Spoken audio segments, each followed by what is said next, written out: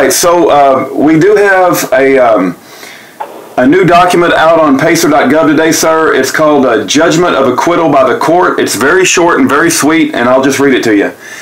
It says, pursuant to the court's order granting the defendant's motion for judgment of acquittal on count 3 of the superseding indictment, Kent E. Hovind is hereby acquitted being all capital letters, of the charge of contempt in relation to the court's June 8, 2007 forfeiture ordered and adjudged at Pensacola, Florida, this 19th day of May, 2015, Margaret Casey Rogers. And so that was, I think, the last piece of paperwork that the U.S. Marshals might have been looking for. And I talked to Racer X, and I got the impression they were moving custody of you over to the U.S. Marshals. Now, my concern is, and I'm interested in what you got to say, that they're going to put you in the custody of U.S. Marshals pretty soon, and they're going to try to move you back to Yazoo, Mississippi, which is the most craziest thing I ever heard of. But what do you think? That's what I predicted 10 months ago. Yeah. So I have a phone number for Donna with U.S. Marshals Office. Racer X is the one who found it. Yep. I don't need that. Okay. I don't need it unless somebody else.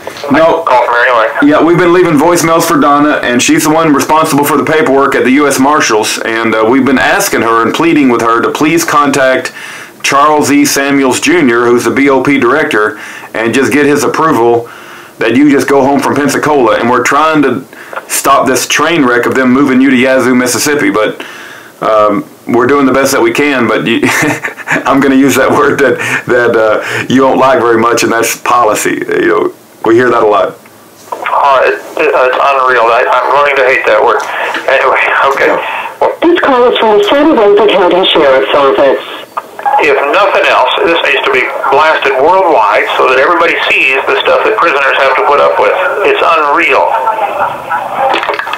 Yeah. You know, one of the people who called the judge's office was told that it was up to your lawyer to fill out the paperwork to let you go. Up to my lawyer? Yeah. Well, I think that there was a... I got something to say about that real quick. I think they're just trying to get your lawyer's phone swamped like theirs is. Yeah, exactly.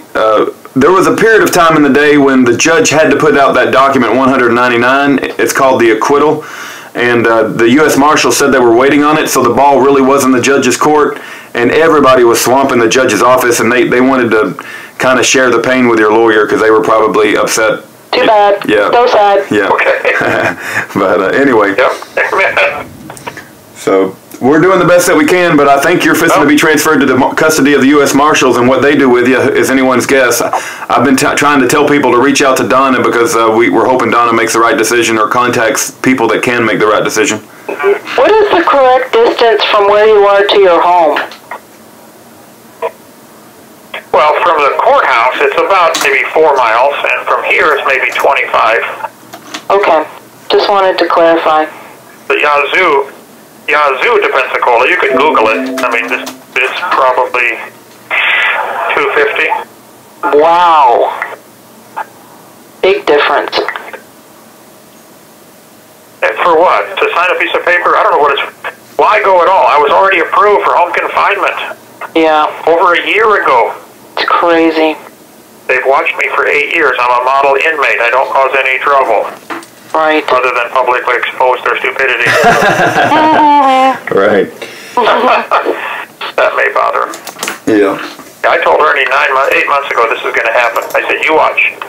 If I get acquitted, it'll still take a month to figure out what to do with me. Well, they'll say we don't have the paperwork. Okay. If they want to, is the system someplace. If they want to stop hearing from us, it better not take more than a couple of days. Yeah. We'll keep calling every day. Squeak, squeak, squeak. We're squeaking very loud. We will get stickers. Yay. Sweetly in Christian love. Yeah, no, nobody's being rude, and everybody's being very friendly and kind, and we're just saying please expedite the process, and please, he's already approved for home confinement. That was done in Berlin, and we're asking people to reach out to Mrs. Sedlak or whoever her replacement is.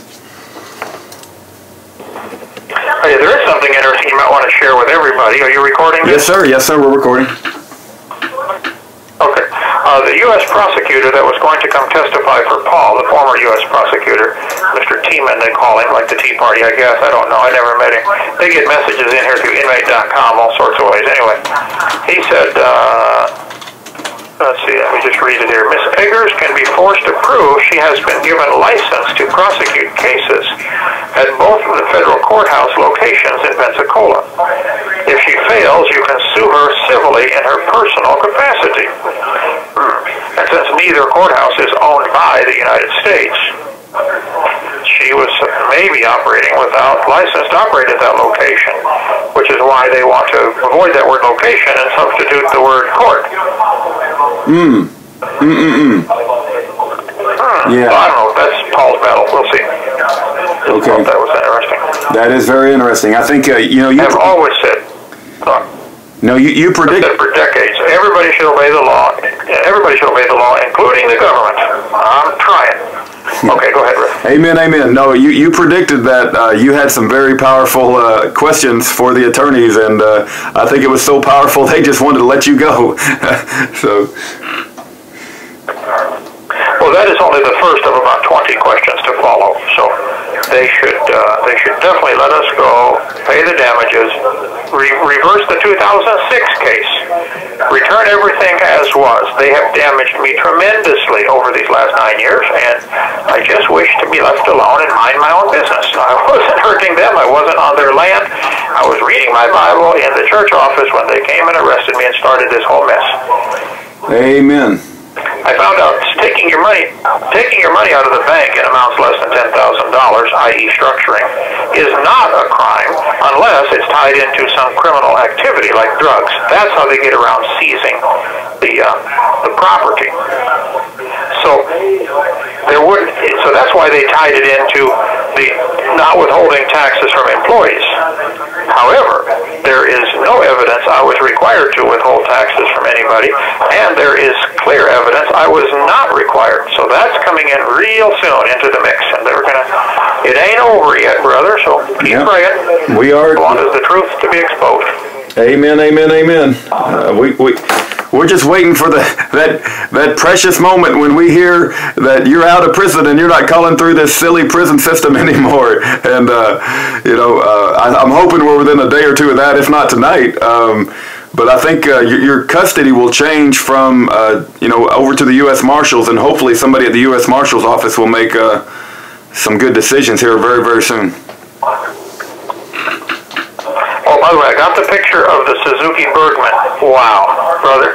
All that does is fuel the flame of the lust of the flesh. So, have you driven a motorcycle? Are you a motorcycle? Yes, sir. I sure am. I've been riding a motorcycle since I was 17 years old.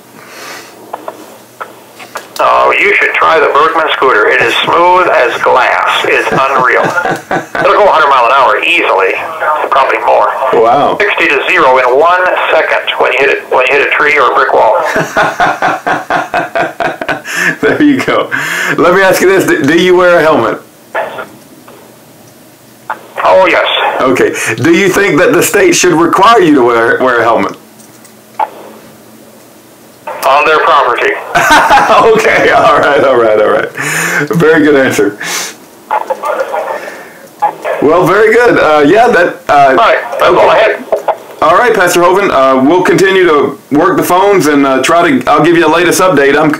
We'll see what they do. I think you are now officially moved to the U.S. Marshals, and I don't think the judge has anything else to do. At least that's my understanding. So we'll continue to make phone calls to the Marshal's office and see what happens. Okay, the Bureau of Prisons, the BOP owes me several furloughs. They gave me one furlough to transfer down. They could give me a 3-day furlough to go home, and they could do that right now tonight. And then they could say after that furlough, okay, now you have to drive to Yazoo, sign this paper, or maybe sign myself in for a couple days. I don't know what they're going to want. But there's no reason for there to be any more delay. BOP owes me several furloughs.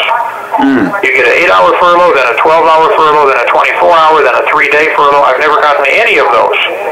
None. Wow. The only furlough I got was what's called a near-release transfer furlough, where they said, okay, we're moving you closer to home.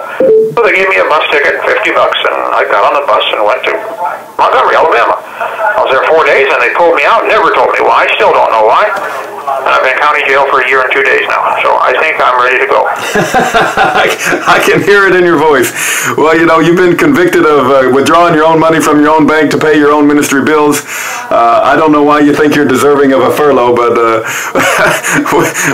we will keep working, Pastor Owen. I know there's a big celebration going on out here, and the last thing we need to happen is you actually got to be set free, and I feel like we're very, very, very close, but from your perspective, it's the same thing that you've been going through for the past 8.5 years. We need you on the outside to feel the sunshine, to walk in the grass, to eat a piece of fruit, have some ice cream, hug your wife, be with your family. I can imagine all the things you need to do again, but we will not give up until we hear that you're out of that prison system, and we're going to keep making phone calls in a nice, Christian, friendly manner. Well, I think because I don't know if anybody's even mentioned the fact that they owe me these furloughs, I think that would be something they could do at a moment's notice. Even the Maxwell camp where I was could do that, I think. Of course, they're going to say I'm no longer in their custody.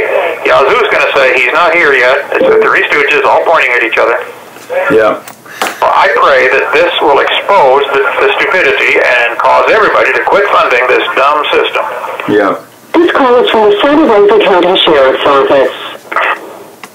Amen. All right. Keep up the great work, brother. Okay, Pastor Hovind. If you want to call later on for an update, we'll let you know. God bless you, sir. We're not going to give up until you are free. All right. We'll do it. Okay. God bless. 60 seconds remaining. Bye-bye.